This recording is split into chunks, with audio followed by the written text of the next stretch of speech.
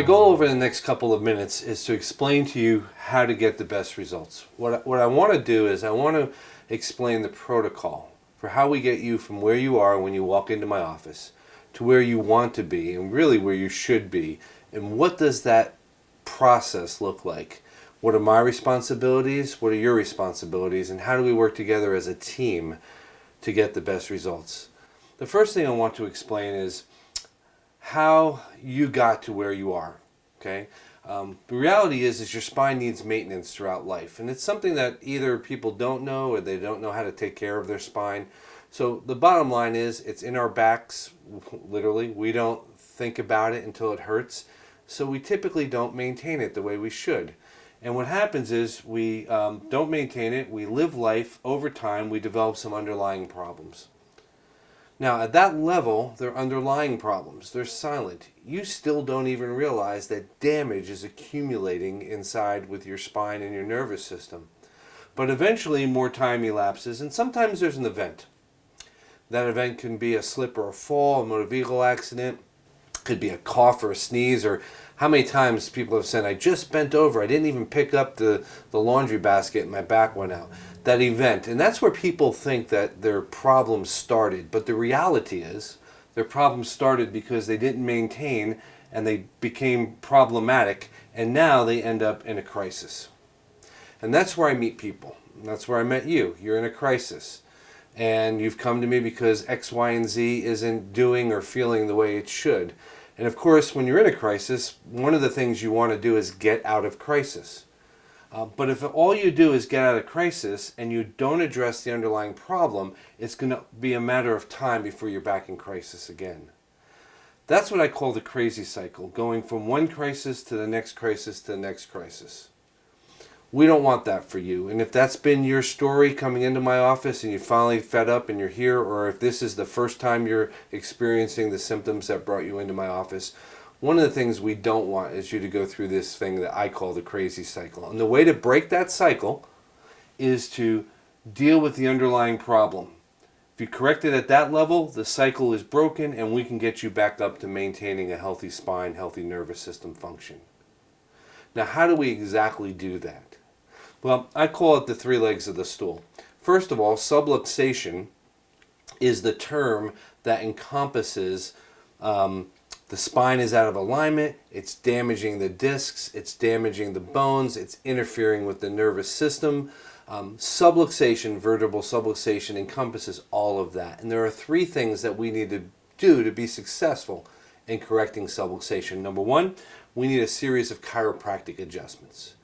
Number two is we need to have some lifestyle tweaks. And number three is we need to do some very specific stretches and exercises.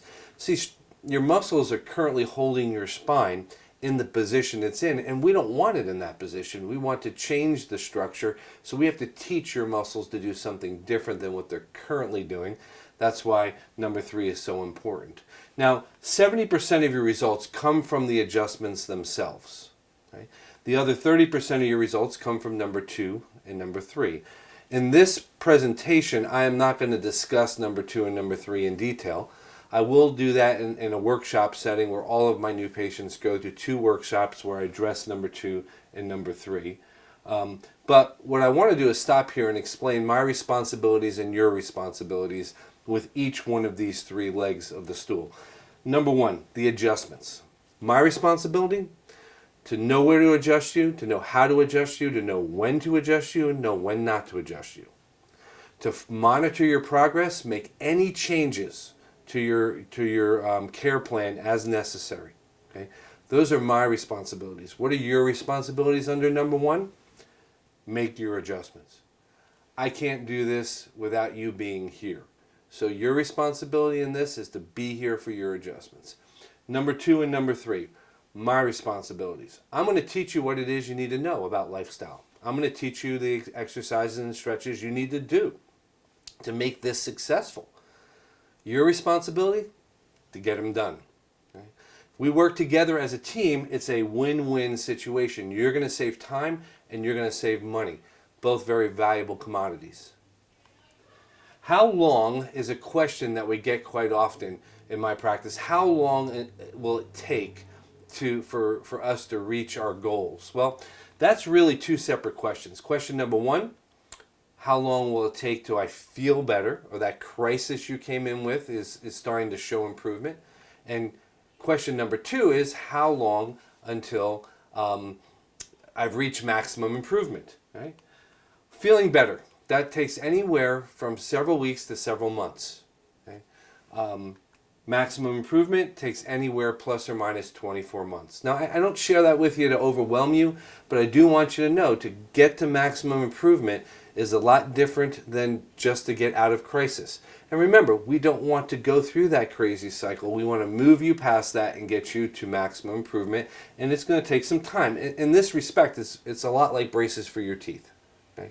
Nobody goes into braces thinking that they're going to be, done in a month or 2 months. They understand there's a time frame associated with it. The last question I want to answer for you on this presentation is how often? How often do you need to come? Well, in the beginning, you're going to be seen more frequently, and as time elapses, that frequency is going to become less and less. And the reason for that is, I get people in crisis. They're going in the wrong direction. I need to stabilize them and reverse them and get them going in the right direction. And that takes more energy. That takes more frequency to get that done. But once I get you going in the right direction, it takes less frequency to keep you moving in the right direction. That's why we start out more frequently in the beginning and we go less frequently later on. Right?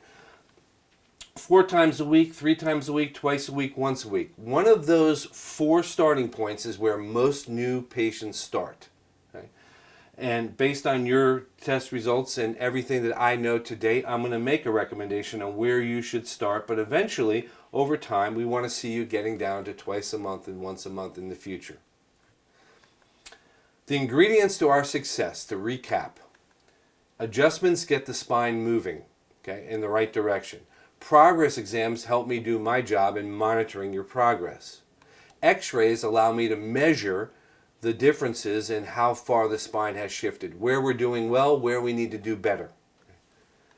Homework, no one likes that word, but that's your part. That's the number 2 and number 3 of the legs of the stool. That's where you do your lifestyle and exercises and stretches at home, and that is how we have gotten the best results over the years here at Auger Family Chiropractic.